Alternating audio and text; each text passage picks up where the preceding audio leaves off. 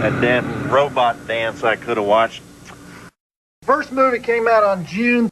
Film produced by Sean Cunningham, who produced Wes Craven's early films. And Paramount really had nothing to do with that. They just released it in theaters, and then they were amazed when it became one of the all-time top-grossing horror films. I think it was a little bit of a fluke. It had been 2 years since Halloween. Much better film. But John Carpenter refused to approve any sequels to that. So the public was starved for horror. Okay, so, what was that, about 12?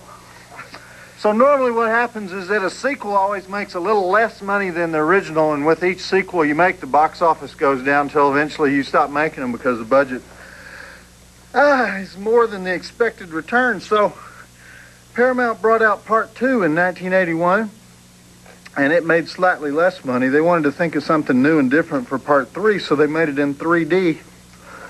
And it became the highest grossing 3D movie in history. And this knee. So the box office actually went up on that one, so they decided to make a fourth one.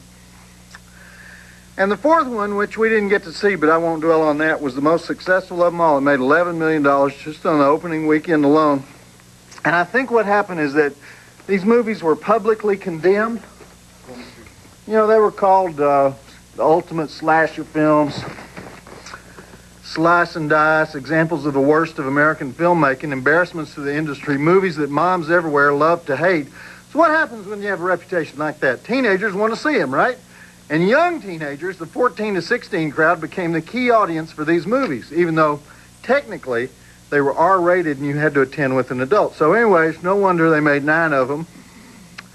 Possibly still more yet to come. New Line Cinema keeps talking about bringing out a picture called Freddy versus Jason, but I'll believe that when I see it. Okay, let's get back to the movie, all right? I don't know if I mentioned that Steve Miner directed parts 2 and 3. Now he jumped ship. He directed H2O, so seems like he could do a Jason versus Michael Myers dueling mask, right? The victims could be the kids from Dawson's Creek, which he also directs. And while we're at it, let's throw in the people from Touched by an Angel, okay?